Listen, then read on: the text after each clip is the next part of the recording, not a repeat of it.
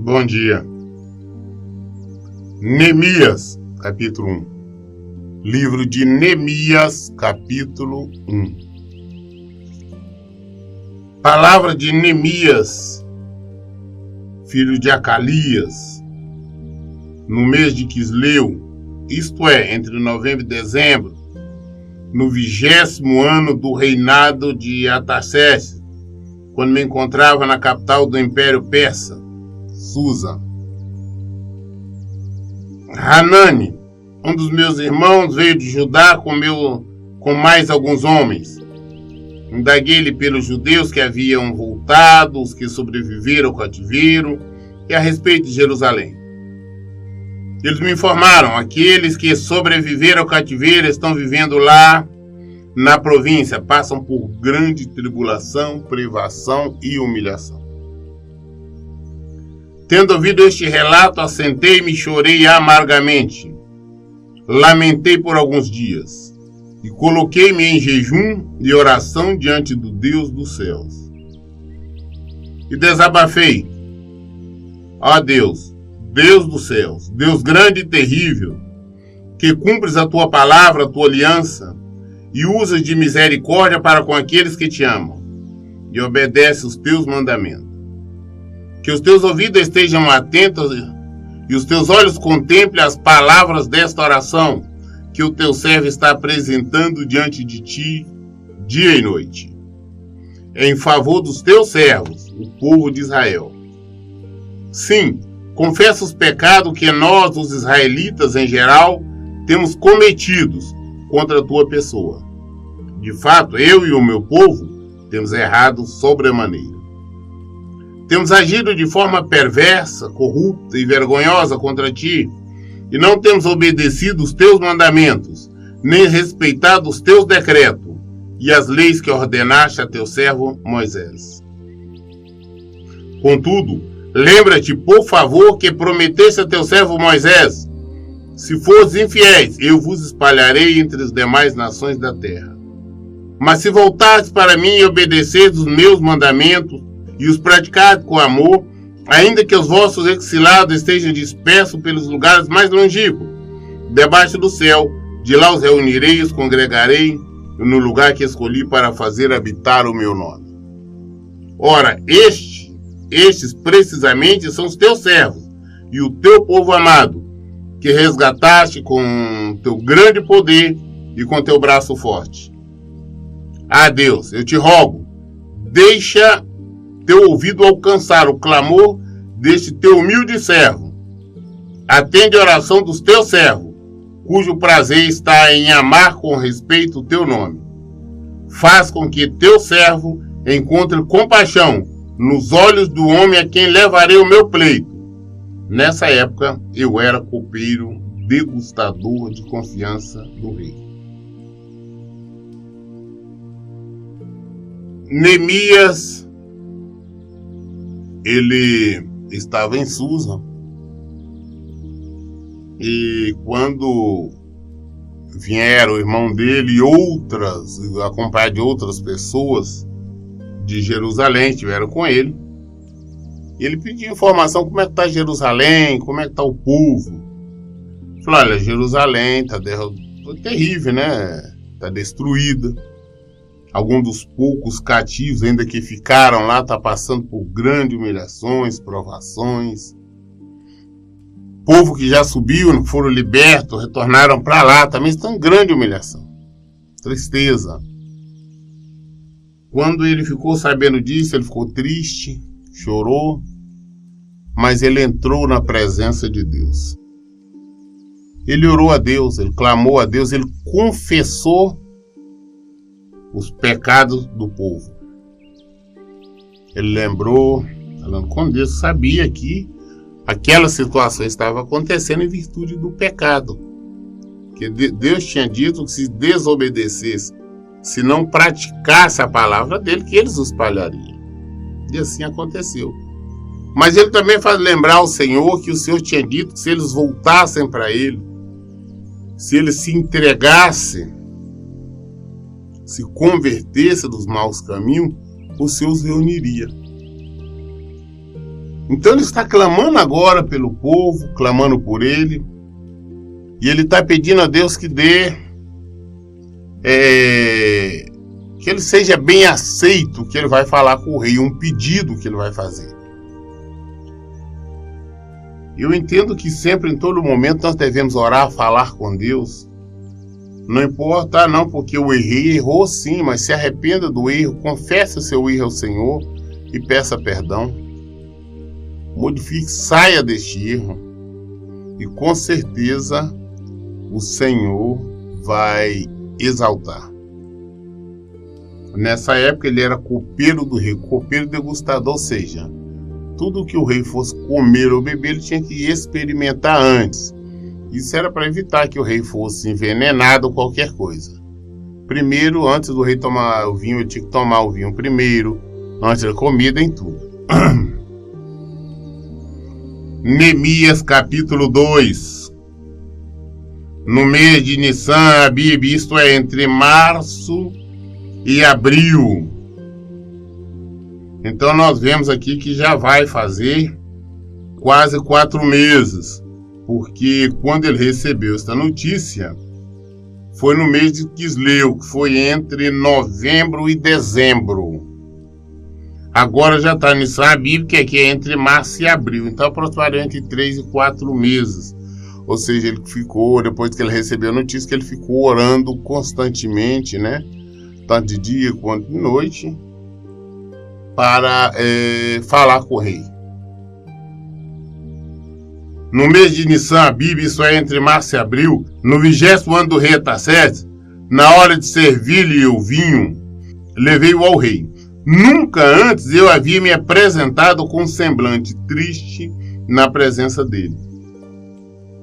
Por esse motivo me indagou: por que o teu rosto está entristecido se não está enfermo? Isso só pode ser tristeza da alma. Então, neste momento, eu tive muito medo.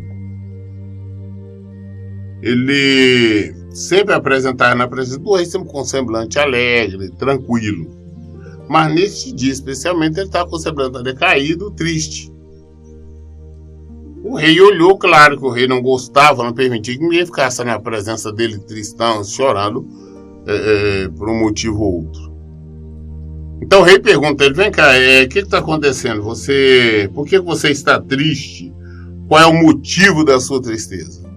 Eu estou vendo que você não está doente, então isso é uma tristeza da alma.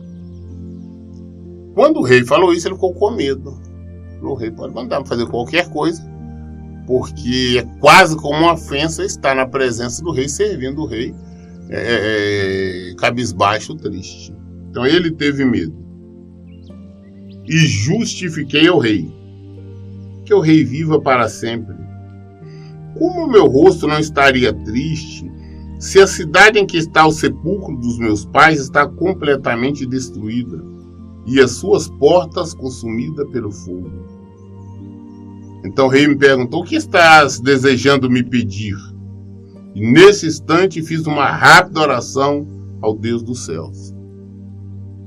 Então o rei falou: mas por que então está triste? Só pode ser tristeza da alma. Eu falei: como é que eu não vou estar triste? Se no lugar está o sepulcro dos meus pais, os meus pais estão enterrados, está destruído, as portas das cidades estão queimadas. Como é que eu não estaria? O rei perguntou: vem cá, o que você está querendo me pedir? Então, antes dele pedir ao rei, ele ali de uma maneira silenciosa, ele fez uma oração, aquela oração que se faz em espírito, fazendo ao Senhor, para conduzir-se aquela conversa bem. E respondi: se for do teu agrado, se o teu servo puder contar com a tua bondade, rogo-te que me permitas ir ajudar a cidade do sepulcro dos meus pais, para que eu a reconstrua. Então o rei, tendo a rainha sentada ao seu lado, me perguntou: quanto tempo levará esta tua viagem? E quando regressarás? Depois de informá-lo sobre a duração da missão, ele concordou em liberar-me. Então o rei estava sentado ali, a esposa dele, a rainha, estava ao seu lado. O que você quer me pedir? Ele falou, não, eu queria que isso fosse sua vontade, se eu permitir que eu fosse ajudar a cidade do sepulcro dos meus pais para me reconstruí-la. Permita que eu vou lá reconstruí-la. O rei perguntou, vem cá, quanto tempo você vai demorar esta sua viagem, para você reconstruir lá? Ele estipulou lá um determinado tempo, não sabemos, meses, anos, por um X tempo. E então o rei concordou. Falou, não, pode ir. Diante da anuência do rei, eu lhe solicitei. Se for do teu agrado, eu poderia levar cartas do rei aos governadores da Transilfratênia, a província do Eufrates Oeste, a fim de que me deixem passar até chegar a ajudar. E também uma carta para Asaf, guarda da floresta do rei, para que ele me forneça madeira para construir as vigas das portas da fortaleza que fica junto à casa e para os muros da cidade, assim como para levantar a residência que irei ocupar.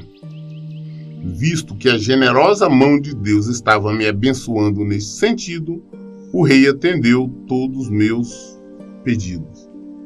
Então ele foi mais além, né? Ele foi intrépido. Falou, não, só podia também mandar cartas, me dar cartas, para que os governadores, todo o pessoal da região me deixasse eu passar em paz. Enviar carta também para o responsável pela floresta, pelas madeiras, para me fornecer madeira, para construir as vigas e para construir a casa também onde eu vou ficar lá. E o rei deu todas as autorizações que ele pediu. Sendo assim, parti em direção aos governadores do Eufrates Oeste e lhe entreguei as cartas do rei. Acompanhou-me uma escolta de oficiais e de cavaleiros que o rei enviou comigo. Sambalate, o Oronita, e Tobias, o oficial monita, não esconderam seu profundo desagrado assim que notaram que havia alguém interessado no bem dos israelitas. Cheguei a Jerusalém, depois de 3 dias de permanência na cidade. Levantei-me durante a noite e saí com alguns dos meus amigos. Todavia não compartilhei com ninguém o que meu Deus havia entusiasmado meu coração para que eu fizesse por Jerusalém. Não levei animal algum, a não ser aquele que eu montava. Desta maneira, saí de noite pela porta do vale e fui até Ataanim, fonte do crocodilo, e até Shaar, portão do lixo, e examinei as muralhas de Israel, que haviam sido derrubadas, e os seus portais que haviam sido destruídos pelo fogo. Fui ainda mais adiante, até o portão da fonte, até o tanque do rei. Contudo, ali não havia sequer espaço para o animal que eu montava pudesse passar. Por isso decidi subir o vale, ainda de noite, avaliando o estado dos muros. Finalmente retornei e tornei a entrar pela porta do vale. Os oficiais não ficaram sabendo aonde eu tinha ido, pois até então eu nada havia revelado aos judeus, ou aos sacerdotes, aos nobres, aos oficiais e aos demais sobre a obra que iria realizar. Eu lhe disse, veja a deplorável e humilhante situação em que nós encontramos, com toda a cidade de Jerusalém está em ruínas e as suas portas devastadas pelo fogo. Vinde, vamos reconstruir os muros de Jerusalém para que não passemos mais vergonha. Então, Neemias parte. Neemias, inclusive, foi com a guarda, o rei viu por guardas o acompanhando. Chegando até lá, depois de 3 dias que ele estava lá, ele resolveu sair um dia à noite sem falar nada com ninguém, dizer aonde iria ou o que iria fazer. E foi rodar a cidade e viu a destruição que estavam os muros da cidade, o templo, toda a destruição. Mas ninguém ali em Israel, ainda ali em Judá, sabia do propósito dele. Só depois de um tempo, ele volta e fala com o povo, está vendo a situação que está em Judá, a situação que está em Jerusalém? Vamos reconstruir esta cidade. Também lhe reveleis como Deus tinha sido misericordioso comigo e tudo quanto o rei havia me declarado. Diante disso eles exclamaram, Levantemos, pois, e reconstruamos as nossas muralhas, e cheios de ânimo, fortalecer as suas mãos para a realização deste bom projeto. No entanto, quando Sambalate, o Horonita, Tobias, o oficial monita, e Gesem, o árabe, tomaram conhecimento desses fatos, zombaram de nós, desprezaram-nos e questionaram: o que é que estáis tentando fazer? Quereis rebelar-se vós contra o vosso rei? Afirmei-lhes então: o Deus dos céus é quem fará com que sejamos bem-aventurados e nos dará sucesso nesta obra. E nós, seus servos, apenas nos levantaremos e trabalharemos. Todavia, vós não tendes parte nem direito, nem memorial em Jerusalém. Ele então reúne o pessoal, ele expõe para os judeus, para o propósito, como Deus tinha colocado no coração dele, como ele tinha falado com o rei, e o rei tinha autorizado, concordado, e enviado, inclusive, tropas com ele. Então os povos se animaram, todos os judeus, falaram: não, vamos levantar, vamos construir, vamos fazer o que tem que ser feito. E eles animados. Mas sempre tem os adversários, Tobias, Sambalate e os outros, os oficiais, vieram falar com ele, rir, debocharam dele. Estão querendo se rebelar contra o rei. Falou: não, Deus do céu nos colocou esse projeto, nós vamos fazer, mas vocês não têm parte nisso. Toda obra que nós vamos fazer, sempre os adversários, sempre os Sambalate, sempre os Tobias vão aparecer. Mas nós não temos que olhar para isso, nós temos que olhar para o Senhor. Nós temos que fazer a vontade do Senhor. É isto que é necessário. Neemias capítulo 3. O sumo sacerdote Eliasibe e os seus irmãos, os sacerdotes, deram início ao seu trabalho e reconstruíram o portão das ovelhas. Eles o consagraram e colocaram as folhas do portal no lugar. Em seguida levantaram o muro até a torre do Sem, que também dedicaram a Deus, e prosseguiram até a torre de Ananel. Os homens de Jericó reconstruíram o trecho seguinte, e Zacur Ben-Ri seguiu construindo logo adiante. Os filhos de Asená edificaram a porta do peixe, colocaram-lhe as vigas e lhe assentaram as portas em seus ferrolhos e trancas reforçadas. Meremote, filho de Urias, neto de Acós, fez os reparos da parte seguinte da obra. Ao seu lado, Messulão, filho de Berequias, neto de Mesezabel, fez os próximos reparos. E ao seu lado, Zadok, filho de Baná, seguiu a obra e também fez seus reparos. Os tecoístas reconstruíram a parte seguinte, mas os seus nobres não se dispuseram a participar dos trabalhos e a submeter a orientação do seu governador. Joiada, filho de Passeia, e Messulão, Messulão, filho de Bezodeias, reforçaram o antigo portão da cidade, conhecido como Porta Velha. Colocaram-lhe as vigas e as folhas do portal num lugar com seus ferrolhos e trancas. Junto deles trabalharam Melatias, Gibeonita, e Jadom, Merotonita, homens de Gibeão e de Mispa, que pertenciam ao domínio do governador da província do Eufrates Oeste. Uziel, filho de Araia, um dos ouríveis, reconstruiu o próximo pedaço, e Ananias, um dos perfumistas, reconstruiu o trecho logo adiante. E assim fortificaram toda a cidade de Jerusalém até a grande muralha. Refaias, filho de U, governador da metade do distrito de Jerusalém, providenciou todos os reparos no trecho seguinte. Ao seu lado, Gedaias, filho de Aromate, fez os consertos necessários em frente da sua casa. E Atus, filho de Asbineia, fez os reparos que lhe couberam ao seu lado. Malquias, filho de Arim, e Assub, filho de Paate, Moabe, reconstruíram a outra parte e a torre dos fornos. Salum, filho de Aloés, governador da outra metade do distrito de Jerusalém, providenciou o conserto do trecho seguinte com a cooperação das suas filhas. Anum e os moradores de Zanoa repararam o portão do vale. Estes reconstruíram, colocaram as vigas e puseram as folhas do portal no lugar com seus ferrolhos e trancas. Também edificaram 450 metros do muro até o portão do lixo. O portão do lixo foi consertado por Malquias, filho de Recabe, governador do distrito de Bet-Aquerem. Ele o reconstruiu, assentou os portais, os ferrolhos e as trancas reforçadas, tudo no lugar. A porta da fonte foi consertada por Salum, filho de Cosozé, governador do distrito de Mispá. Ele providenciou os reparos do muro, do tanque de Selá, Siloé, junto ao jardim do rei e até os degraus que descem da cidade de Davi. Depois dele, Neemias, filho de Asbuque, governador da metade do distrito de Bet-Zur, providenciou todos os concertos até em frente ao sepulcro de Davi, até o açude artificial e a casa dos valentes e a residência dos soldados. Os levitas fizeram os reparos no trecho seguinte. Eles estavam sob direção de Reum, filho de Bani, por parte seguinte.